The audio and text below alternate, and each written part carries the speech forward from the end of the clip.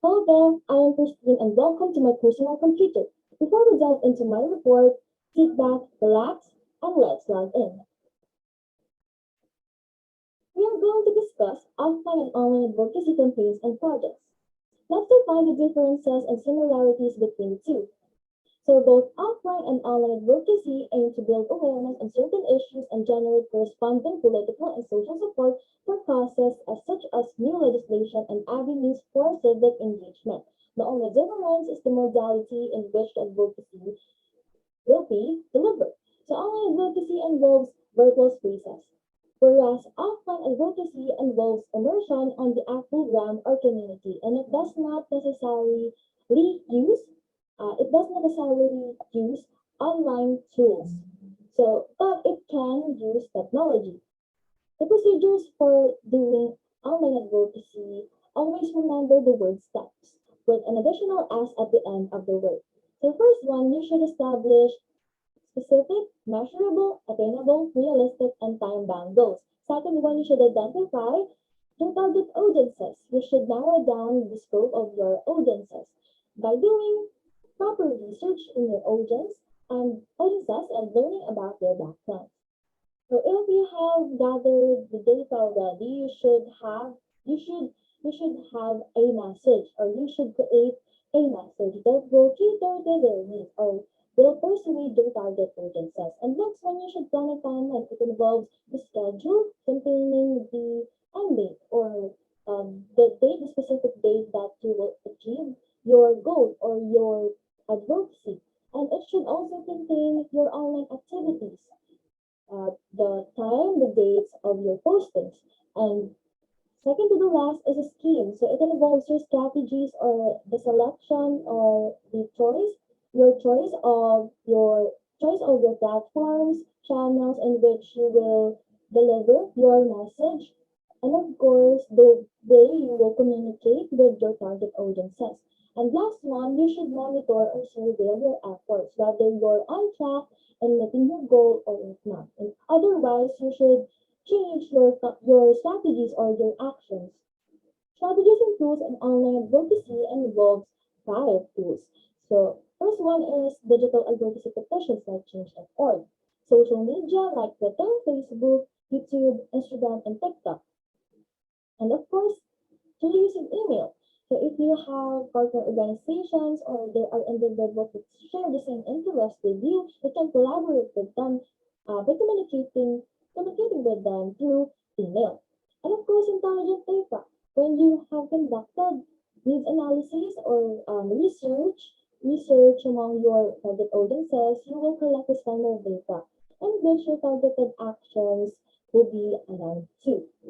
Examples of online advocacy campaigns and projects include He for She, an initiative by the United Nations, so its ambassador is Emma Watson. It is a campaign advancing gender equality.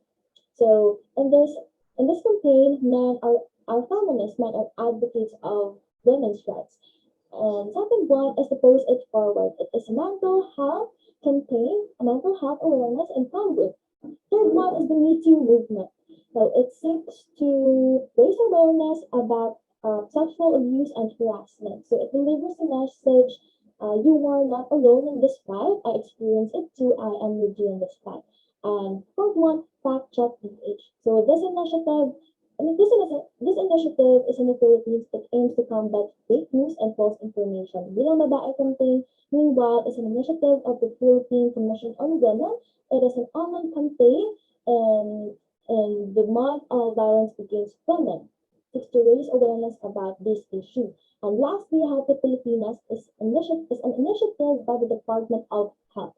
It aims to promote healthy lifestyle among Filipinos. Now let's proceed to the house or the process of offline advocacy.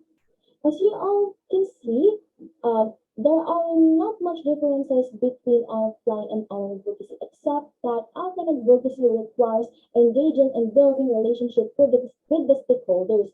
Your stakeholders include the community, the partner community, the local government unit, and other persons that can be involved in your advocacy. Along with this, you should create a grassroots action plan. And in offline advocacy, that your target audiences is not just your target audiences. They can also be a potential advocates. So in this process, you empower your supporters to be advocates also.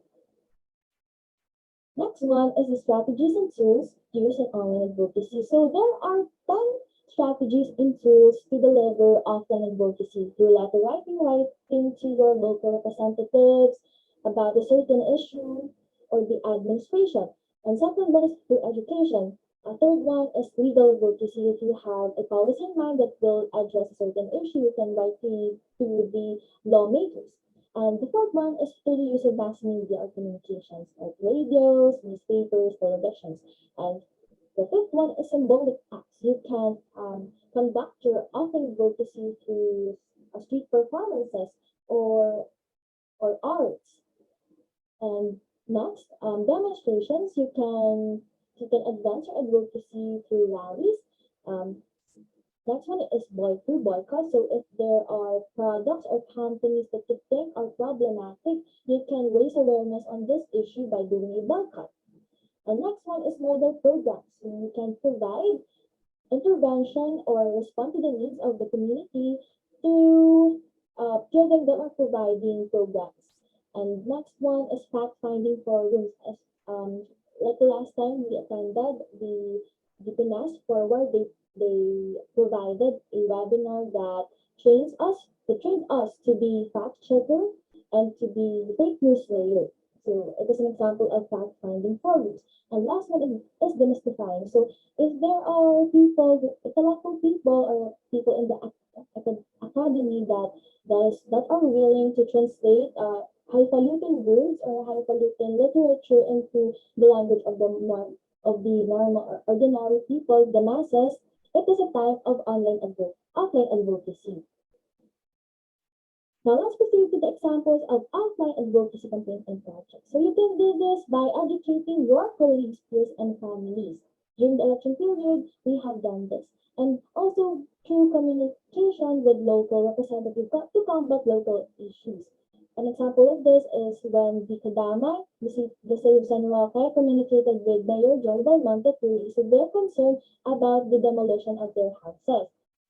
And third one is volunteering in nonprofit or non-government organizations such as Angat Buhay NGO or Greenpeace, organizations of your interest. And fourth one is educating the larger community about local and national issues. There are many organizations in the Philippines that seek to combat illiteracy, and there are also organizations such as the National Democratic Organization, mass organizations that conduct educational discussions about on the issues or the matters in our politics, our government, and our society. And that's one way to put forward an advocacy. And last one is holding a rally to raise awareness on certain issues. Nakita natin yan, or we can see it in the Mandala or in the UP. People gather together for a common cause, for a common interest, a common fight to raise awareness and to show how they condemn or condone a certain issue. Before my realization, I learned that and I realized that advocacy is a launching pad of transformation. So, in order for you to change the world, you should be an advocate first. And second one, it requires effort and thorough planning, meaning it is a systematic process. And third one, it can adapt to changes in modality. You can deliver advocacy through online and offline means. And fourth, it develops the dimensions and domains of learning. It transcends all dimensions of man. And also it touches different domains of learning. And last one, it stands up for a cause. So advocacy is never neutral. It can either condemn or condone an issue. Now let's proceed to the invitations to moral and ethical principles. First one is virtue ethics. So through this, students can immerse themselves learning virtues that will eventually become their habits and their character. And utilitarianism, of course, since advocacy is done for the greatest good or for the greatest pleasure of the greatest number of people. And fourth one is Kantian ethics. When you are doing advocacy, it is because it is your duty. and you treat other people the end or the goal of what you are doing. And fourth one is contract theory. Since advocacy involves networks and relationships, you are establishing agreements and terms. So contract theory, this kind of action coincides with contract theory. And last one, care ethics. Through advocacy, we foster the value of interdependence and benevolence and care for the larger number of people. So that's all from my report. Thank you.